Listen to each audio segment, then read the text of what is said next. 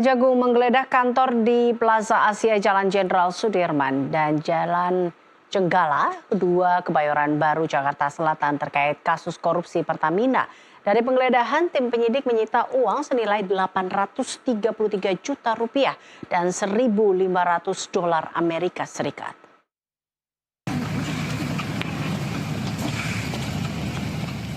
Kejaksaan Agung melakukan penggeledahan terkait kasus korupsi yang terjadi di Pertamina. Penggeledahan dilakukan untuk mendalami kasus dugaan korupsi tata kelola minyak mentah dan produk kilang pada PT Pertamina Subholding dan kontraktor kontrak kerjasama tahun 2018 hingga 2023. Hal itu disampaikan Kepala Pusat Penerangan Hukum Kejaksaan Agung Harli Siregar di kantor Kejaksaan Agung Jakarta Selatan Rabu siang. Harli mengatakan dari hasil penggeledahan, penyidik menemukan 34 kontainer berisi dokumen perusahaan impor minyak mentah, 88 bundel dokumen terkait korupsi, uang tunai 833 juta rupiah, dan 1.500 dolar Amerika Serikat serta 2 perangkat CPU. Harli menjelaskan bahwa kasus ini terjadi pada 2018 hingga 2023, di mana penyidik menemukan adanya ketidaksesuaian harga bahan bakar dalam kontrak dengan produk yang diterima.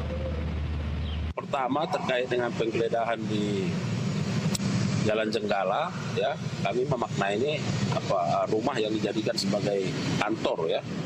Nah, itu penyidik menemukan 34 kontainer, ya, yang tentu di dalamnya ada berbagai dokumen yang terkait dengan korporasi atau perusahaan-perusahaan yang berkaitan dengan kegiatan import dari minyak mentah ini dan termasuk shipping di dalamnya, ya. Kemudian ada 89 bundel dokumen.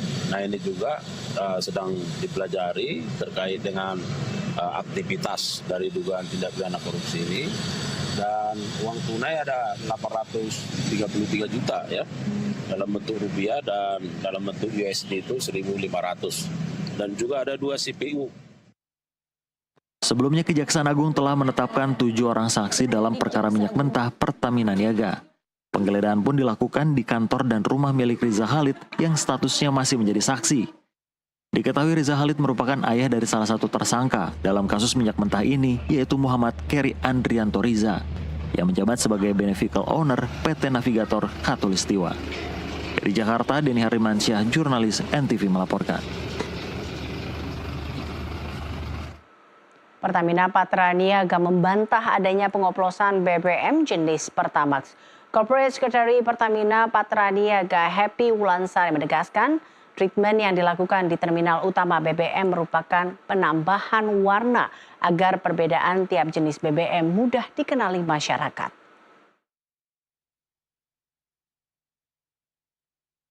Pasca terungkapnya dugaan korupsi tata kelola minyak mentah dan produksi kilang minyak tahun 2018 hingga 2023 berdampak pada konsumsi dan kepercayaan masyarakat terhadap bahan bakar Pertamax. Pertamina Patraniaga pun merespons isu yang berkembang di masyarakat pasca ditetapkannya Dirut PT Pertamina Patraniaga Rifa Siahaan sebagai tersangka dalam kasus dugaan korupsi tata kelola minyak mentah dan produksi kilang. Atas dasar itu, Pertamina Patraniaga membantah adanya pengoplosan bahan bakar minyak atau BBM jenis Pertamax. Pihak Pertamina Patraniaga pun mengatakan kualitas Pertamax sesuai dengan spesifikasi yang ditetapkan pemerintah, yaitu RON 92. Corporate Sekretari Pertamina Patraniaga Happy Wulansari menegaskan treatment yang dilakukan di terminal utama BBM merupakan penambahan warna agar mudah dikenali oleh masyarakat. Menanggapi isu yang saat ini berkembang di masyarakat, di warganet dan di media, kami tegaskan bahwa tidak ada Pertamax oplosan.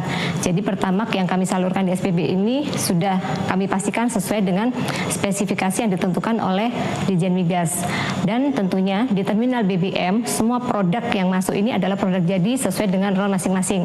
Jadi kalau Pertalite RON 90, Pertamax RON 92, dan Pertamax Turbo RON 98. Dan kalaupun ada treatment yang dilakukan di terminal BBM, ini sebetulnya bukan pengoplosan ya. Tapi di sini tentu ada beberapa BBM yang mungkin datang tidak dengan warna, karena basicnya sebetulnya BBM ini tidak berwarna, sehingga diperlukan pewarnaan atau dayes ya, sehingga masyarakat mudah mengenali. Seperti Pertamax ini diberi warna biru, kemudian Pertamax Turbo diberi warna merah. Selain itu juga diberikan zat aditif untuk meningkatkan performance dari BBM itu sendiri. Penyidik Kejaksaan Agung telah menahan 7 tersangka atas kasus dugaan korupsi tata kelola minyak mentah dan produksi kilang minyak tahun 2018 hingga 2023. Dalam kasus ini, negara mengalami kerugian hingga 193 triliun rupiah. Dari Jakarta, Muhammad Ridwan, jurnalis NTV melaporkan.